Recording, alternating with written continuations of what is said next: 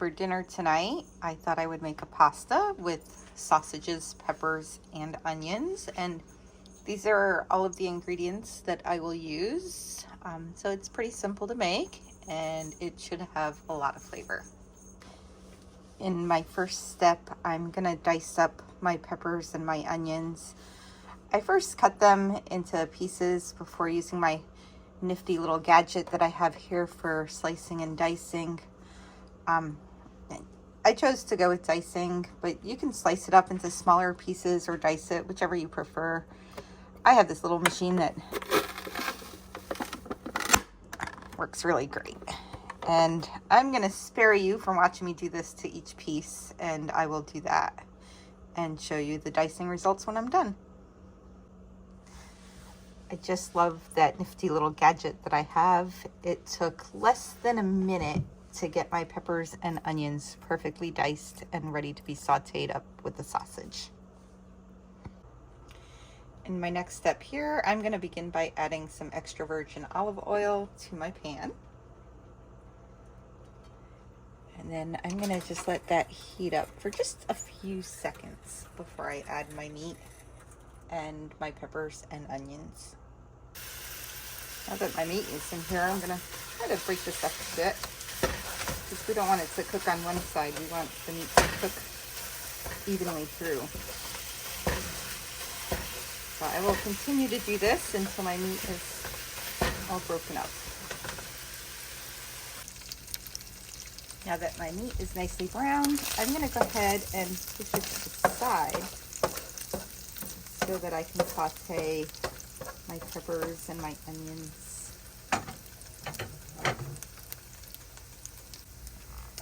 Now I'm going to add my peppers and onions.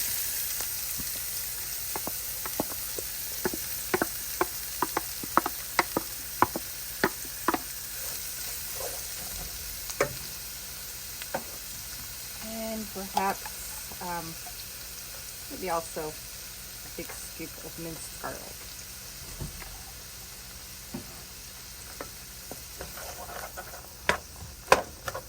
So I will fry this up until it's nicely caramelized, and then I will mix everything together.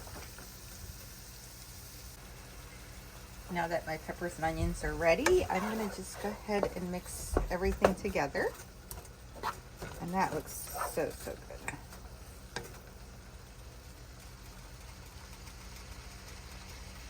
Look at how good that looks.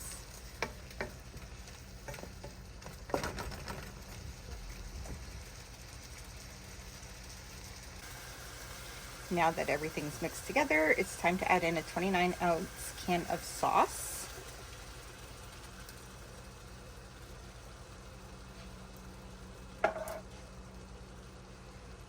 And I like to have some diced tomatoes in there, so I have a 15.5-ounce can of that,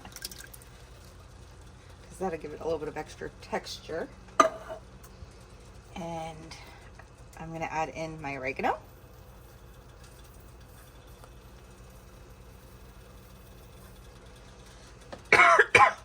Excuse me. And some basil. And if you've watched any of my videos before, basil's my favorite, so I'm not going to be shy with that. And then what I'll do next is I'm going to mix everything together really well.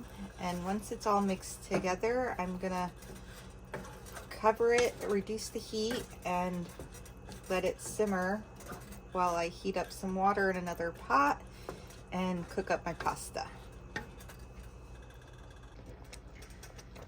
Now that my meat and vegetable sauce is all mixed together, it's heated up and spitting at me. So now it's time to reduce the heat, cover it, and let it simmer while occasionally stirring it so that nothing sticks to the bottom of the pan. And I am going to heat up my water in a saucepan and cook up my pasta. Now that my water has come to a boil, I'm going to add my pasta.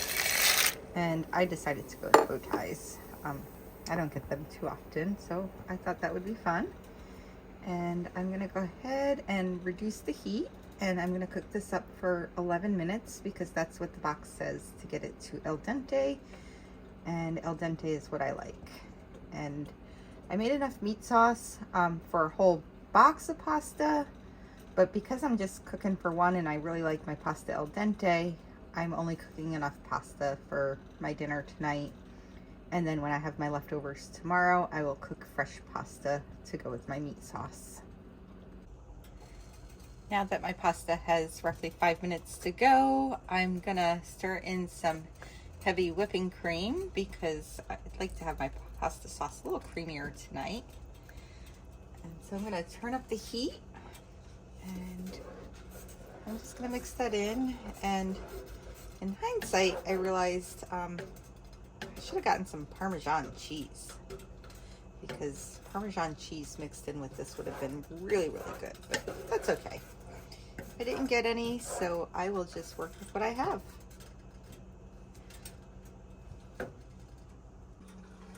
Now that my pasta is done and strained, it is time to serve dinner. I'm gonna first by putting my pasta in my bowl.